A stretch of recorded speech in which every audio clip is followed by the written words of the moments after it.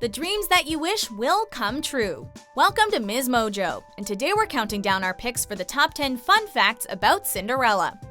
Before we begin, we publish new content every day, so be sure to subscribe to our channel and ring the bell to get notified about our latest videos. From glass slippers to pumpkin carriages, we have you covered for all things related to this classic animated feature.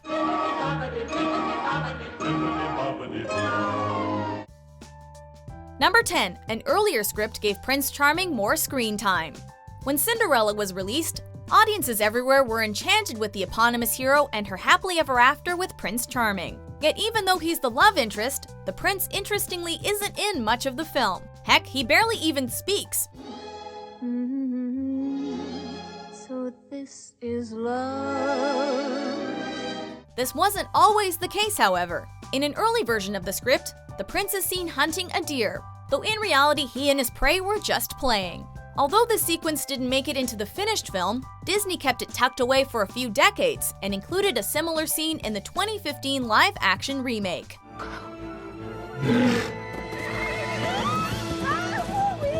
Number 9. The film was shot in live-action first.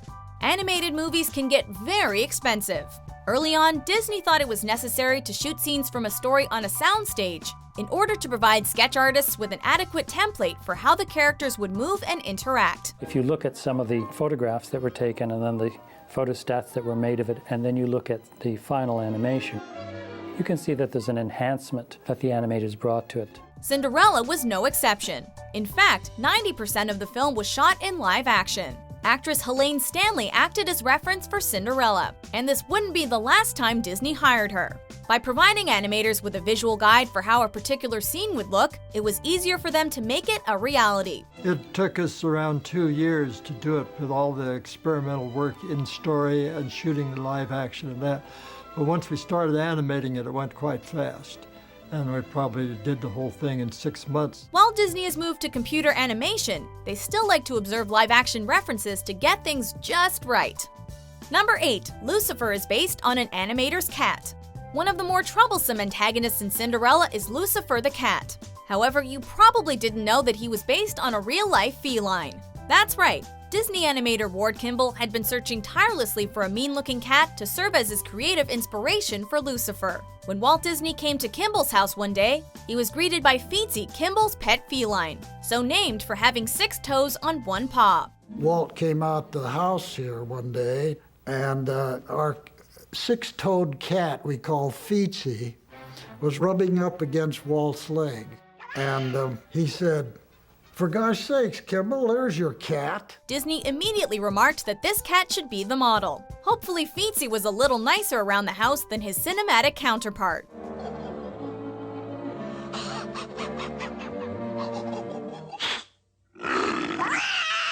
Bruno! Number 7. One of the songs gained mainstream notoriety. While the film was chock full of catchy tunes, the one that has continued to achieve success since its inception is Bibbidi Bobbidi Boo. Also known as the Magic Song. Perry Como and the Fontaine sisters notably covered the song. While this version is often the one credited with achieving the most mainstream success, various other incarnations have popped up over the years. The song has continued to remain in the pop culture sphere to this day, being featured in a commercial for the 2014 FIFA World Cup.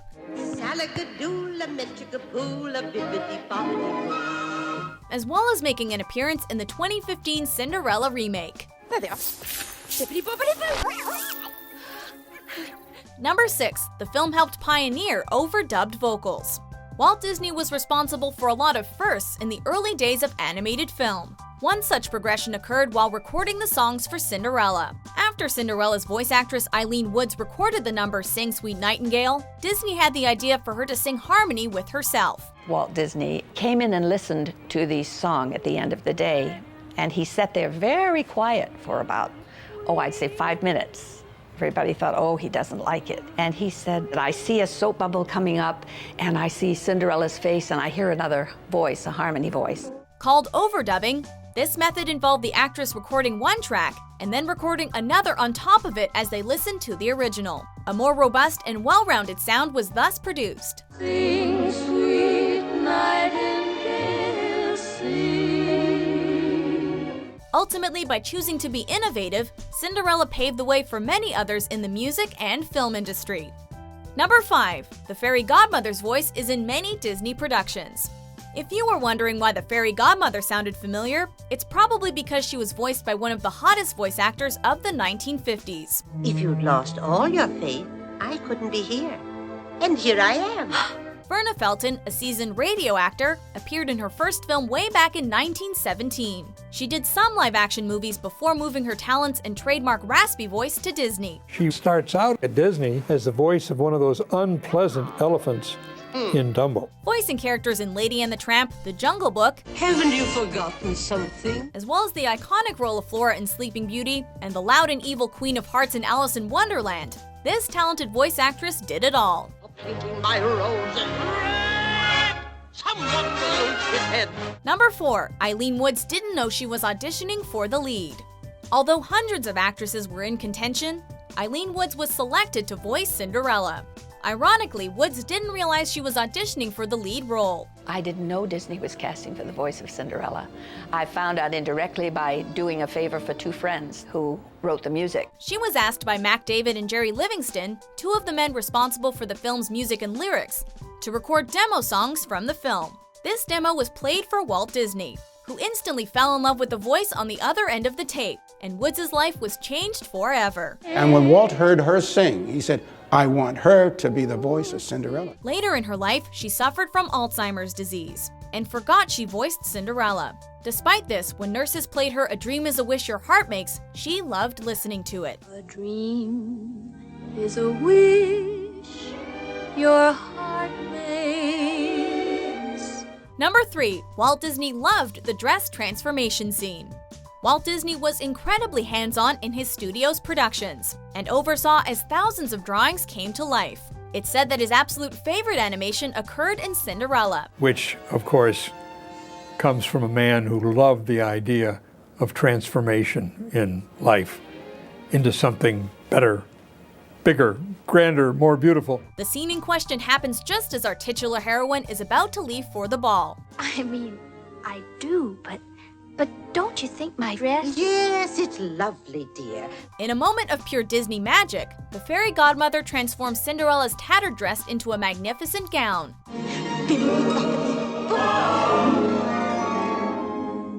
It's easy to see why Walt was so enamored by this spectacular piece of animation, for in one fell swoop, both the protagonist and the audience experiences magic. Number 2. The film's ending was almost completely different. Cinderella's third act is one of the most well-known in the history of animation. The Grand Duke scours the land in search of the foot that fits the forgotten glass slipper. After much tribulation, Cinderella proves that the shoe belongs to her, and the film concludes with her wedding to Prince Charming.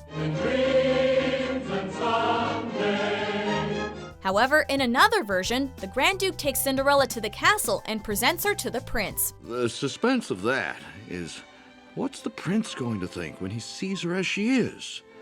At first, he's shocked to learn that the girl he danced with is a servant, not a princess, but quickly accepts her regardless. When he sees her, there she is.